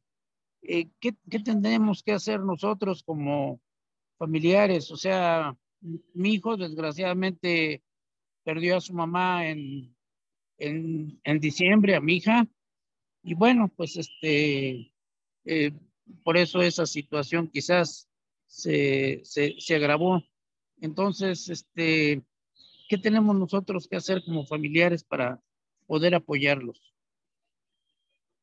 En especial a mi nieto Cristian, ¿no? A Cristian. Y creo que es con todos, ¿no? Siempre les decimos que, bueno, la adicción en general pareciera que es el síntoma de muchas circunstancias y mucho dolor, no solo del paciente, sino de la familia que se expresa de tal manera. En el caso específico de Cristian con ¿no? Su situación anímica que trae y demás, pues sí, claro, hay aspectos que muy probablemente son reactivos a esta pérdida, pero también de mucho tiempo atrás. Entonces, ¿qué es lo que yo recomendaría, no solamente para ustedes, sino para el resto de los pacientes, que también nos echemos un clavado y nos atrevamos a trabajar en nosotros mismos, en nuestras emociones? Porque de repente queremos contener y trabajar y apoyar desde la parte de la codependencia, del tratar de rescatar al otro, o de repente del no saber exactamente cómo y un poco salir, ¿no? Sin claridad y terminar tal vez más confundidos y emocionalmente más afectados de lo que estamos viviendo con nuestros familiares, de lo que nos está doliendo, y creo que en ese sentido es muy importante y sería lo ideal el que la familia se incorpore de manera individual a procesos psicoterapéuticos, que no sea solamente el tratamiento de Cristian o el tratamiento de Daniel o el tratamiento de quien sea, sino sea su propio tratamiento.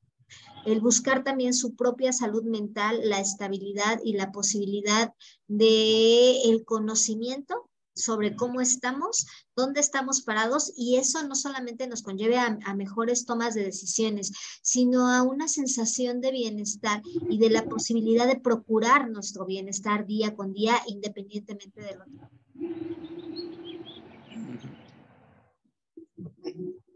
Sí, señor Arturo. Sí, entonces nos recomiendas entonces también un tratamiento Iniciar terapia. Iniciar terapia. Sí, iniciar alguna terapia, Sí, tanto sí. los abuelos, porque pues sí, ahorita en realidad Cristian pues se quedó solo, ¿no? Él vivía con mi hija falleció en diciembre y bueno, pues también tuvo alguna compañera que pues también estaba muy metido en la cuestión de drogas y bueno, eso le, ha afectado mucho y yo creo que a nosotros también, ¿no? Fíjese que me voy a permitir compartirle algo de hace un par de días, ¿no? Y Sí, es que en un ejercicio grupal, trabajando, ¿no? Efectivamente, Cristian trae un asunto además de mucha soledad, de mucha depresión. Al principio le costó trabajo como abrirse e integrarse, pero quedó sumamente sorprendido e incluso sus ojos se le rozaron de manera positiva, ¿no? Se le llenaron de lágrimas cuando hizo conciencia de todas las cosas buenas que los demás ven en él, de sus compañeros, que no tienen una vida de conocerlo, que no tienen a lo mejor mayor interrelación, si ahorita están 24/7, pero él mismo no reconocía todas esas características en él. Y se quedó, o sea, su cara fue de, así me dijo, nunca pensé que podría alguien verme así, que ellos podrían verme así, que yo mismo puedo intentar también reconocerme así, pero esto es parte de un proceso, ¿no? Y ellos, la sí, verdad es que todos los pacientes, bueno, tienen terapia individual, tienen terapia grupal, ¿no? Tienen grupos, o sea, todo el tiempo están bombardeados por una y mil cosas. Y lo importante es que ustedes cuando están allá afuera también lo hagan, también busquen un espacio para trabajar consigo mismos, porque a veces el tratar de hacernos los fuertes no siempre resulta lo necesario, podemos hacerlo, ¿no? Pero más bien si trabajamos desde encontrar la fortaleza en cada uno, no será un ejercicio que nos lleve sabe, a de repente derrumbarnos. Sí, si nos derrumbamos, sabemos con qué y también buscar las herramientas para fortalecernos nosotros a nivel individual y entonces sí poder apoyar y sumar a la vida de otras personas, ya sean nuestros familiares o no. sí. Sí, la soledad, lo que No, tiene, sí, yo creo que ya tiene tiempo, porque, bueno, pues mi hija, eh, el papá de Cristian los abandonó desde muy chiquillo, estuvieron algún tiempo con nosotros, con mi esposa, conmigo, con su tía, pero ya después mi hija, pues pudo comprar un departamento y se fue hacia su departamento. Yo considero que pues teníamos buena relación, estábamos cerca y todo, pero ya después poco a poco se fue apartando Cristian, yo creo que como desde la la secundaria, a lo prepa. mejor la prepa, ¿no? Luego se fue un tiempo a vivir a Canadá, estuvo por allá, regresó y todo, pero como que se fue aislando él mismo, incluso cuando íbamos a visitar, cuando íbamos a saludar a mi hija, si quieres ver, se, se encerraba en su cuarto, ¿no? No salía más que a saludarnos y eso, pues, a veces ni eso, ¿no? Sí, sí tiene mucha soledad. Fíjese que la depresión, de repente vemos siempre la adicción y no vemos qué otras cosas vienen atrás. Y pudiera decirle que yo creo que el 99% de las personas que ingresan, ¿no? Traen asuntos de depresión importantes, entre Sí, otras cosas.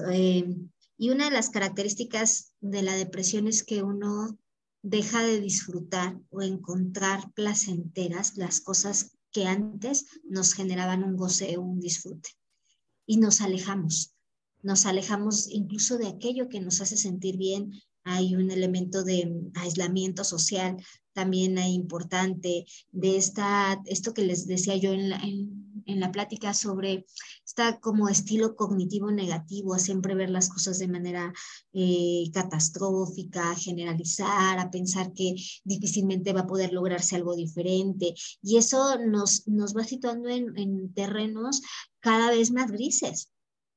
Y Cristian llegó, por así decirlo, y metafóricamente hablando, en una escala de grises donde él sentía que no había en su vida nada que él o que los demás pudieran ver que no fuera así. Y cuando yo le digo que su cara de asombro, ¿no? Y sus ojos cómo se llenaron de lágrimas y demás, fue porque él mismo reconoció que en otro momento de la vida él se sintió así. ¿no? Y que claro que ha habido otros momentos también donde otras personas han reconocido la parte buena en él, pero que él se fue olvidando de eso y de repente eso fue acaparando esta percepción, ¿no? Y esta distorsión cognitiva fue acaparando todas sus ideas, sus pensamientos, sus acciones, y que fue casi sintiéndose una posibilidad de no tener salida. Y encontrarse y poderse ver de manera diferente me parece que ha sido de las cosas que más beneficio le han generado. Es parte del proceso. Habrá días buenos, días malos, como en la vida de todos, absolutamente. Pero Cristian no es el mismo cuando entró, ¿no? Qué bueno, Sí, eso sí se lo puedo decir. qué bueno, Estamos nos viendo a damos Cristian gusto. que está reconociendo de una manera distinta.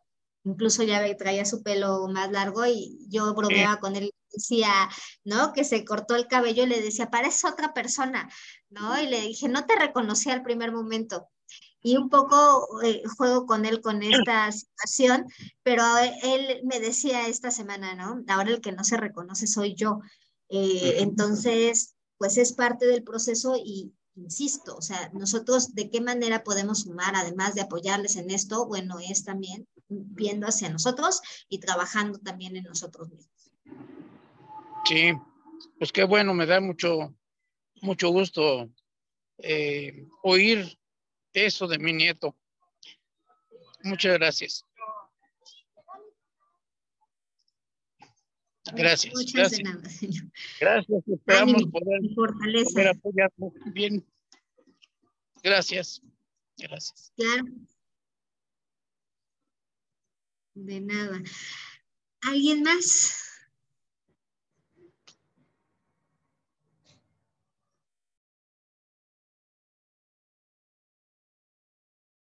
¿Alguien más que quiera participar, que quiera comentarnos algo?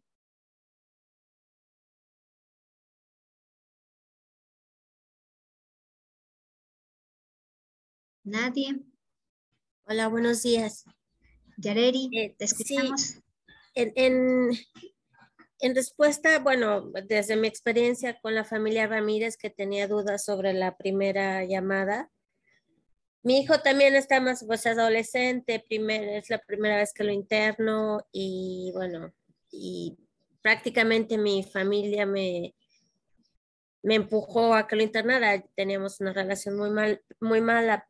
Entonces, en la primera llamada tenía mucho miedo, incertidumbre, porque pues también tenía mucha culpa, bueno, estoy batallando con eso, tomando terapia, ¿no?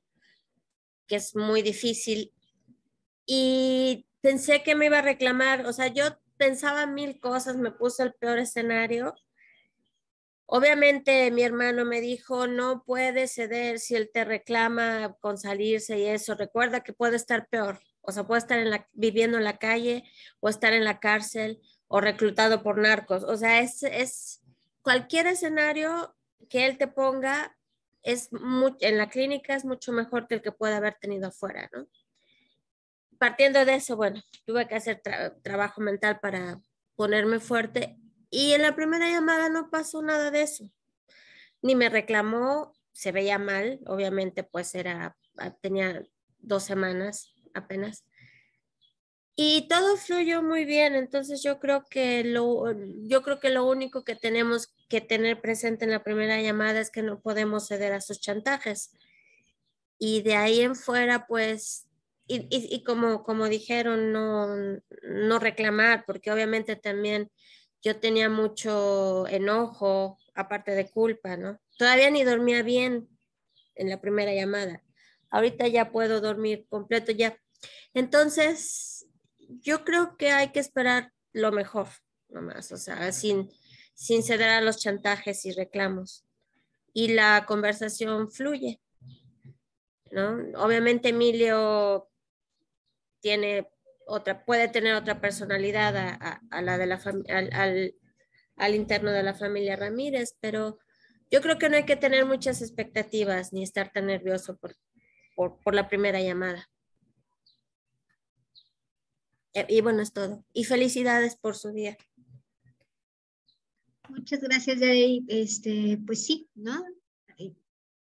siempre emocionalmente nos va a mover muchas cosas, ¿no? Qué es lo que puede pasar, que la culpa, de repente creo que es el peor de los consejeros que existe en todos los niveles y en todos los momentos. Cuando nosotros reaccionamos por culpa, no nos lleva verdaderamente a hacer una evaluación sobre qué queremos o no, y siempre terminamos muy comprometidos y el nivel de insatisfacción es para ambos lados. Entonces, esto que les decía Ricardo al principio sobre quién puede tener rencor de salvarle, ¿no? A alguien que le salva la vida, pues inicialmente, sobre todo en la parte de las adicciones, es difícil de ver, pero también llegamos a ver otras posibilidades, ¿saben? De sus propios familiares, de repente, cómo se insertan, cómo se redescubren en el mismo espacio, ¿no? Emilio, nos ha enseñado a ver a Emilio, ¿no? El cómo es él, ¿no? Y el verlo ahora no intoxicado, con agilidad mental, con la capacidad de darse cuenta que puede disfrutar, que puede sonreír, que puede no escuchar sus pensamientos, que trata de regularse, que no busca todo el tiempo como esta manera de integrarse, que está tratando de evaluar en él posibilidades afuera, es sumamente valioso. A veces de verdad es que de repente nos dicen, y luego en las llamadas se tornan como en esta parte mala, y aún cuando pasen la semana sigue de repente la manipulación bastante, ¿no? Y cuando están, o sea, durante toda la semana de repente saber por qué pasó esto y tal situación y pasó tal, y nos dicen, no lo sé, me ganó, sabes, como la costumbre, y de repente me vi y ella estaba como en lo mismo y reclamando y me vi manipulando, y entonces esto es un ejercicio de incorporación y de comunicación. Trabajemos mucho la parte de la comunicación asertiva con ellos, con ustedes, y no siempre, ¿no? En estos espacios que tenemos en terapia familiar, pues podemos contener, pero también me ha tocado veces donde hay familias que, así como hemos visto pacientes que terminan cortando la llamada, ¿no? Y que, bueno, también tiene un aspecto de haber de regulación y de checar acá, ¿no? ¿Qué es lo que pasa? Y cómo vamos a trabajar esta situación, la tolerancia a la frustración, cuando escuchan una negativa, lo que no quieren escuchar, cuando ven un límite, se frustran muchísimo y esas respuestas se ven puestas ahí. Pero también hemos tenido familias donde en algún momento han dicho, no estoy lista, o en este momento no me encuentro bien, ¿no? Y por tales situaciones. Y no se trata de evadir la parte de la llamada, sino ver qué estrategias, ¿no? Ante ciertas situaciones. Ha habido momentos que bajo el tratamiento a lo mejor hay pacientes a los que les reducimos la llamada, o a veces se quedan sin llamada, ¿saben? Por una transgresión, ¿no? En su comportamiento, por un mal comportamiento en las sesiones familiares. Y yo no hablo de mal comportamiento que se porten mal como tal, sino en esta imposibilidad de autorregularse. Y es un trabajo que está haciendo constantemente. Es también un ejercicio de regulación el que puedan hablar con ustedes. Y poco a poco esperemos que durante su tratamiento y demás recobren la posibilidad no solo de comunicar, sino de escucharse. ¿Saben? Que ambas partes logren escucharse, más allá de la culpa, más allá de lo evidente, o sea, que vean y escuchan al otro por ambas partes. Sí, es un poco difícil para mí, por ejemplo, no caer en los reclamos todavía, ¿no? Que como un favor especial me dejaron verlo, y de repente me di cuenta que le estaba reclamando, no, ni recuerdo qué, y él fue el que me dijo, ¿por qué me dices eso?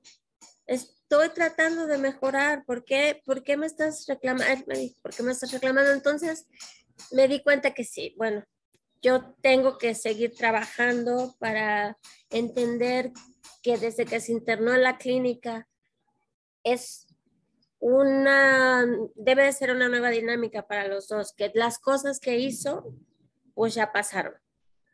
Y que si él está tratando de cambiar, yo también debo de parar con los reclamos.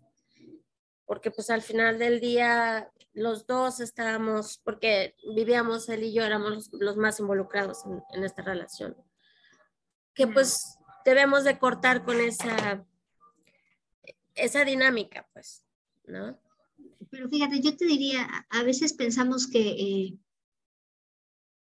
olvidar puede resultar favorable, ¿no? Y entonces yo ya no tengo que decir esto y demás. Y yo siempre les digo, las cosas tienen que trabajarse, superarse, ¿no? Y dejarlas fluir, cierto es.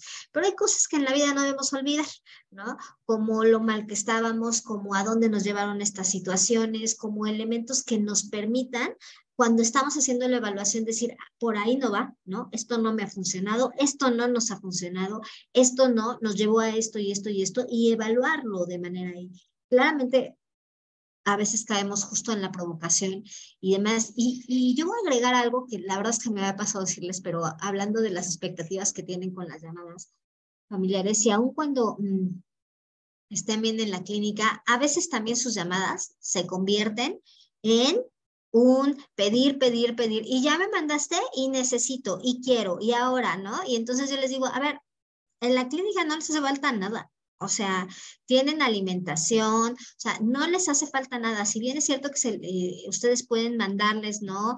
Despensa y cosas específicas que quieren. También ha habido pacientes que hemos tenido donde es como de, a ver, o sea, toda tu dinámica ha estado en el pedir, pedir, pedir, y de repente también se vuelve reclamo de, ¿no? Lo primero que les dicen en la llamada es, te pedí tales cosas y no las has enviado. A ver, espérame, ¿no? O sea, no hablamos para eso. Por eso siempre les digo, tratar de centrarse en el cómo estás, cómo estamos, ¿no? O sea, de utilizar esos minutos en la posibilidad de escucharse y escucharlo, ¿no? Si se traslada solamente al pedir y a ustedes dar respuestas, ¿no? O justificar por qué sí, por qué no, no. Están en una clínica de rehabilitación. No es como decía alguien por ahí, ¿no? No pongamos las pancartas, no es un premio, no es un spa, ¿no? No la pasan mal, están en buenas condiciones, cierto es, no les hace falta nada. Entonces, sí, claro, lo que estén en posibilidades de mandar, perfecto. Pero tampoco es que lo conviertan esto como en el de, ¿no? En el único enlace de comunicación. Seguramente hay más cosas que tienen que hablar y determinar. Entonces, que no se vuelva también un reclamo, ¿no? O que la extensión, ¿no? Del pedir ahora cosas materiales, ¿no? Como comida o como, pues que son en general como snacks, las cosas que piden, se vuelva el que nosotros sigamos todo el tiempo alerta de cuáles son sus necesidades cuando hay necesidades que son básicas y las necesidades básicas están adecuadamente cubiertas dentro de la clínica. Y de eso me di cuenta con Emilio hace unas semanas, que me pedía cosas que, bueno, que ni le doy aquí, es porque no me gusta que coma tanta azúcar, ¿no? Entonces, bueno, decidí que cuando pueda le voy a llevar cosas, porque pues para mí ir de Tasco a Cuernavaca y tengo que trabajar y a veces no puedo, mi hermano no puede, entonces pensé pues que se aguante, o sea, no pasa nada, es que no, como que él no está de vacaciones y eso tuve que explicárselo a mi hermano también.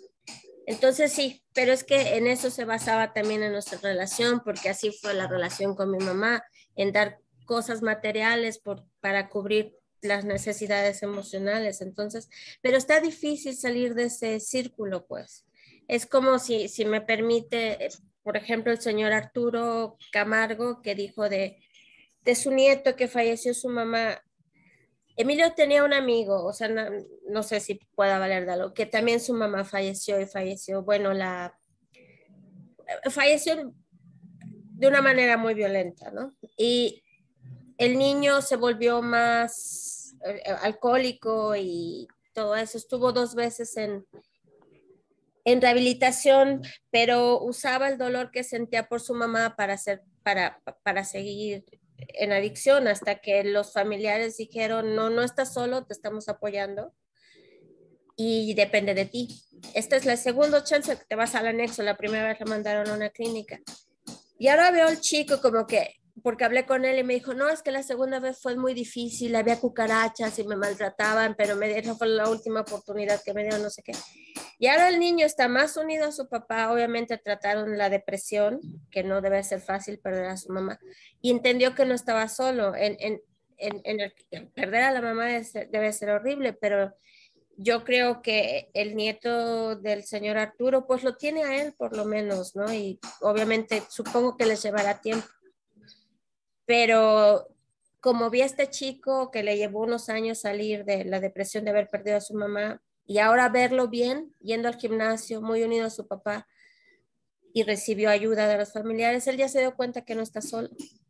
Entonces, no sé si le sirva de algo esta historia, ¿no? Al señor Arturo. Muchas gracias, Yareri. Sí, y creo que una de las cosas que es más importante en el trabajo, ahorita para dar la palabra a la señora Yolanda y a Ricardo, que tiene la mano levantada, es que lo primero es encontrarse a uno mismo, ¿no? A veces podemos llegar a sentirnos igual de solos aunque estemos muy acompañados.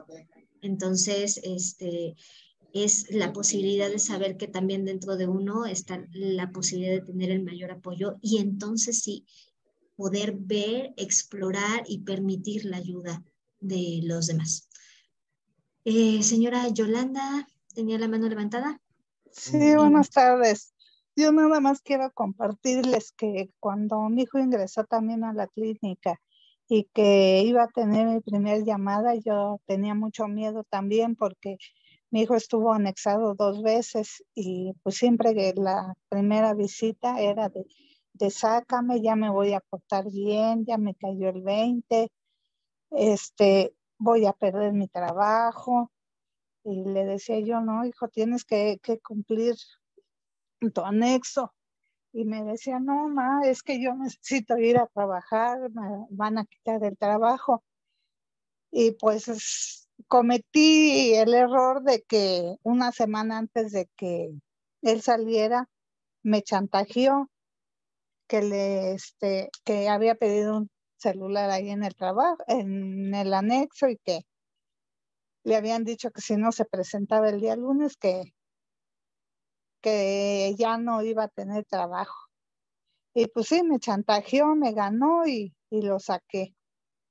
La primera vez él fue por su propia voluntad, cumplió, pero siguió en lo mismo. La segunda vez pues lo saqué y así siguió. Y cuando lo anexé, lo llevé a la clínica, pues yo en la primera visita tenía mucho miedo. Dije, va a empezar luego a decirme. Y no, cuando lo vi, me dice, ma, ¿cómo están? Le digo, bien, hijo, ¿y tú?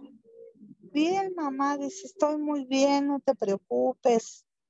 Dice, pero te voy a decir, dice, pues voy a echarme los 35 días, dice, pero pues yo quisiera que me sacaras una semana antes, igual por el trabajo. Y le dije, no, hijo, le dije, ahora sí no, le dije, se me va a quedar pues lo que es. Y me dice, no, ma, pero pues sácame, que yo lo metí en octubre, el 2 de octubre, y él quería salir el 20 y tantos de noviembre. Le dije, no, hijo, te vas a echar tu anexo con tu clínica completa. Le dije, no te voy a sacar. Bueno, dice, pero entonces háblale a la señora, a su patrona. Le dice, háblale y dile que, pues que voy a salir, dice, tal día, dice, y pues que si me espera, dice, pues yo le avisé de todo, ¿no? Le dije, sí, y así seguimos en las sesiones y ya que se iban a cumplir los 37 días, pues hablé con Ricardo y dijo que, pues que para él no era nada los 35 días que estaba, porque pues que estaba cooperando muy bien Juan y que pues que estaba bien en sus terapias y que le estaba echando ganas. Y bendito sea Dios que pues me dio otra oportunidad Ricardo, y le agradezco mucho eso, porque y me dijo que le había dicho ya a Juan que se iba a echar otros 35 días y que no le contestó nada. Y ya me dijo a mí Ricardo, y yo le dije en la visita, le dije, hijo, dice, ma, dice, ¿me vienes a sacar el lunes? Le dije, no, hijo, le dije, ¿qué crees? Dice, ¿qué pasó? Le dije, te vas a quedar otros 35 días. Y nada más se me quedó viendo, yo creía que, pues como se me ponía, se iba a poner. Y ya agarró y se me quedó viendo y le dio risa y me dice, Sí, ma, dice, pues entonces sí le formo, dice, pero me sacas tal fecha otra vez. Y le dije, bueno, le dije, pues ya vemos, hijo.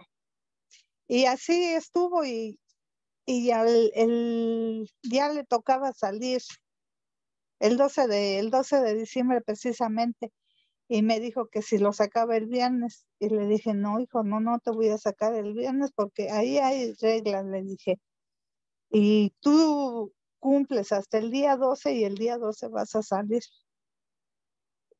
Y dijo, bueno, pues entonces vienes temprano conmigo, pero ya no hubo tal chantaje así de que se me ponía agresivo y todo fue felicidad para él, vernos en la videollamada y para nosotros también, y no hubo ningún reclamo cuando fue la visita familiar, muy bonito que me habló, me expuso todas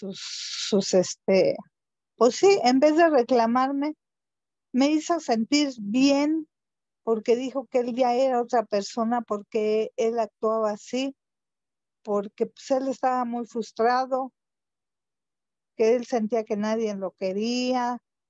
Y como la familia de mi esposo fue muy, pues no sé por qué, él se sintió siempre rechazado por la familia de mi esposo y siempre fue muy aislado.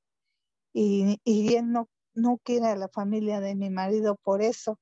Y dice que de ahí él se frustró mucho por eso.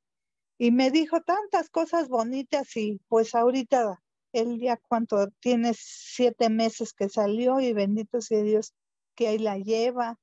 Y le quiero comentar que como andaba medio mal, que se sentía mal, y le dije, pues hazte unos estudios y vamos al doctor. Y dice, ma, pero cobran muy caro, dice, y yo no tengo dinero. Le dije, no te preocupes. Y ya fuimos al doctor y se compró su medicamento y en la quincena yo pagué los estudios y la consulta del doctor, y en la quincena andaba trabajando ahí en Puebla. Y llegó la quincena y me mandó, me habló y me dijo, ma, ya te deposité tu gasto. Y le digo, sí, hijo. Y ya vi que me depositó, me puso, ma, esto es de lo que pagaste para mis estudios y esto es lo que me prestaste para el doctor.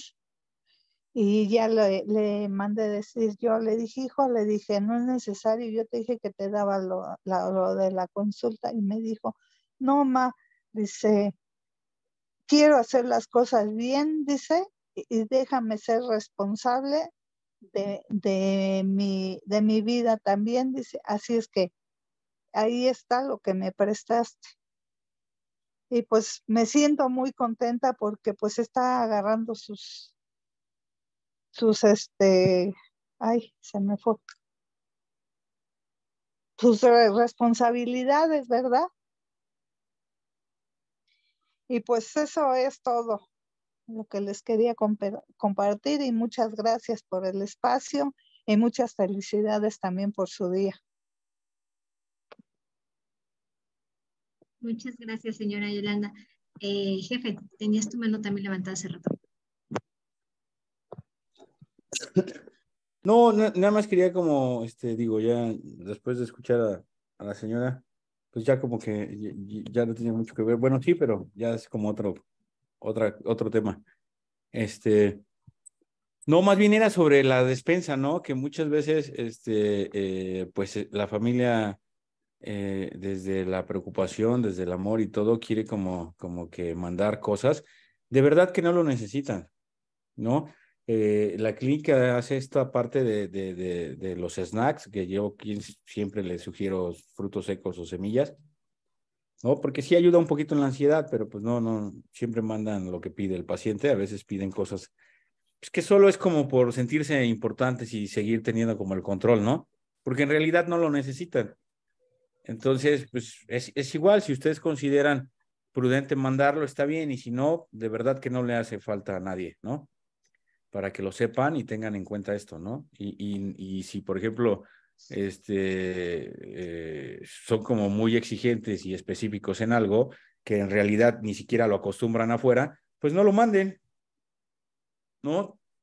También aquí luego se da mucho como el bluff, ¿no? Como el competir, como el tratar de ver, nah, yo sí puedo, yo sí tengo, yo soy más, ¿no? Entonces, es parte de la misma soberbia de nosotros los adictos. Entonces, pues no, si ustedes consideran que no es necesario, no lo manden, ¿no? La mayoría de las familias son de fuera, entonces muchas de ellas hacen un esfuerzo en venir y dejar las cosas y a veces no lo valoran ellos, ¿no? Entonces es parte de que vean los límites y de que empiecen a valorar la gran familia que tienen, ¿no? Porque pues todos y cada uno de los que están internos tienen una gran familia amorosa y comprometida con ellos y a veces no lo valoran y siguen como en esta parte de quererse sentir como los más importantes de la familia. Entonces, pues nada más era eso, Jimé. Sí, estoy de acuerdo, jefe. Por ejemplo, hoy llegué, ¿no? Es sábado, por lo regular yo llego unos minutos antes de iniciar el taller a la clínica por algunas situaciones, ¿no? Por flojera, porque tengo otra cosa que hacer, porque me entretengo en el gimnasio, por lo que sea. Llego, no sé, 15 minutos antes del taller. Hoy ni fui a entrenar, me levanté temprano, no sé, diferente hoy. Llegué súper temprano. Venía en camino, me encontré unos tacos de canasta, ¿sí? Y me paro y le digo, oye, ¿cuántos tacos traes? Me dice, tantos, te compro todos. Y llego yo con las canastas de tacos de canasta y ahí los dejaron. No, digo, uf, no puede ser, ¿no? O sea, para que se den cuenta, ¿no? Digo, y se los comparto, no porque la verdad, no, cuando llego a hacer algo ni me gusta a mí, no soy alguien que quiera como ponerse la estrellita o cosas así. La verdad es que eso a mí no me interesa. Pero se los comparto porque, para que ustedes se den cuenta, ¿no? De cómo es la situación, ¿sí?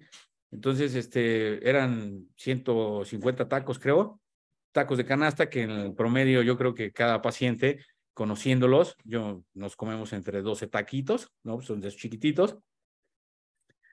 Quedaron 100 tacos, yo creo, ¿no?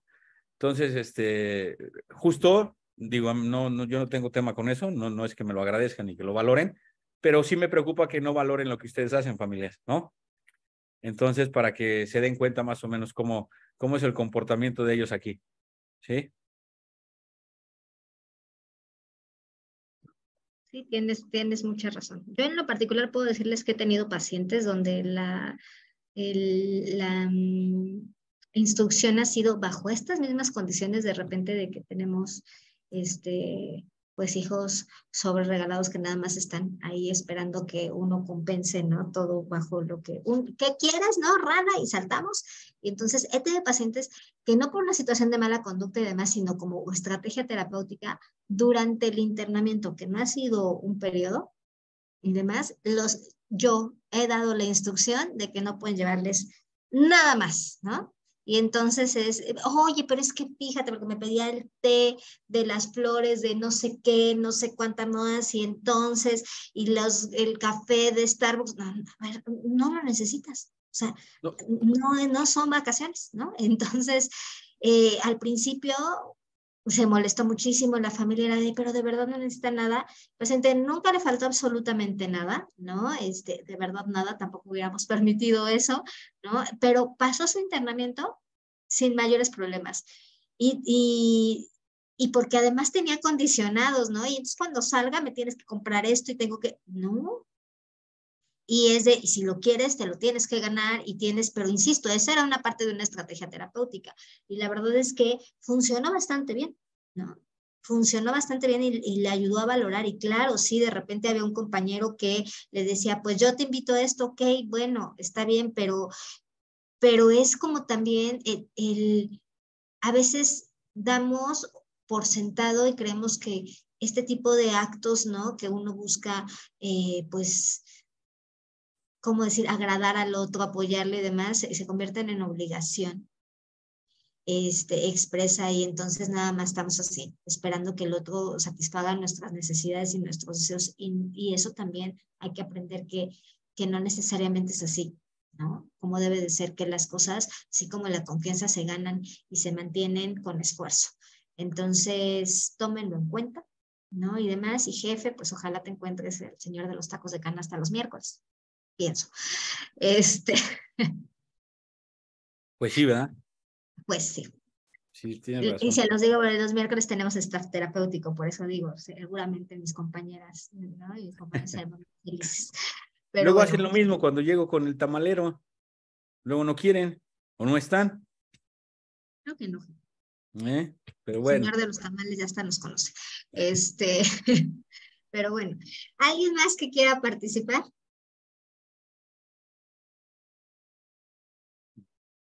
¿Alguien quiere decir algo? Bueno, si no fuera así, yo les agradezco mucho el tiempo, el espacio. Espero que esta información les sea de provecho, que pueda apoyar y nutrir en sus propios procesos. Y pues estamos al pendiente de lo que necesiten, en lo que podamos apoyarlos. Muchísimas gracias por la atención. Gracias y felicidades Gracias. por su día. Muchas Gracias. gracias. Bye. Muchas gracias. Cualquier Gracias, cosa, bye, bye. pues estoy aquí, ya saben, me pueden llamar y con gusto los apoyo. ¿Sí?